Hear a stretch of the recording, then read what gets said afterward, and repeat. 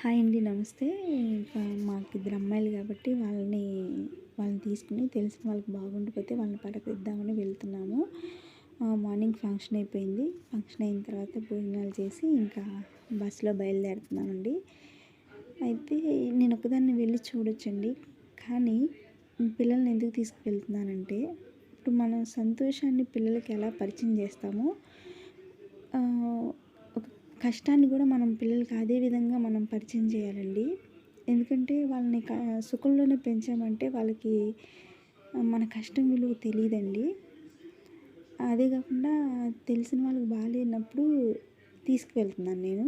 అంటే బాలేదంటే అది మరీ బాగా క్రిటికల్ కండిషన్‌లో అయితే లేరు వాళ్ళు. బానే ఉన్నారు కొద్దిగా.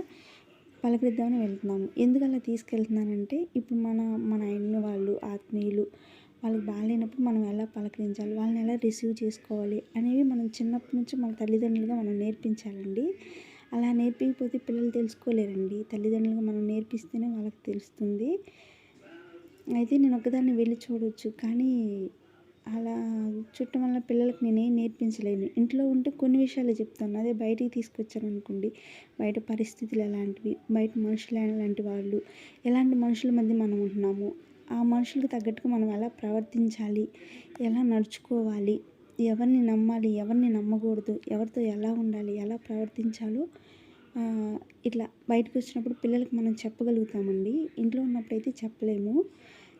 అలా నేర్పిస్తే వాళ్ళు ఎదుగుతున్న కొద్దీ వాళ్ళకి వాళ్ళు నేర్చుకోగలుగుతారు అనేది నా ఉద్దేశం అండి. నా ఉద్దేశం నచ్చిందని నమ్ముతున్నానండి.